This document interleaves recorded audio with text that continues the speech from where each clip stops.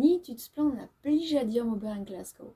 Le plijer a diom iwe pa vefe lennet genar.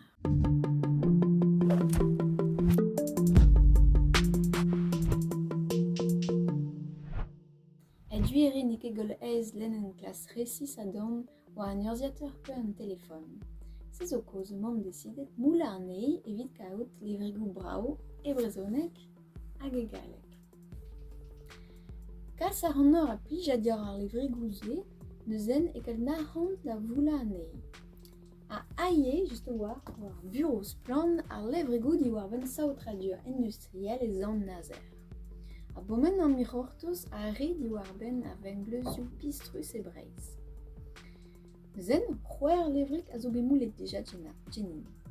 Evit kaout nei, tchemerit persen an eil kouziat dwerzha en linen a galerit preno levrigou war an lerien petar zul zeiz war hutjen a fiz ebrel.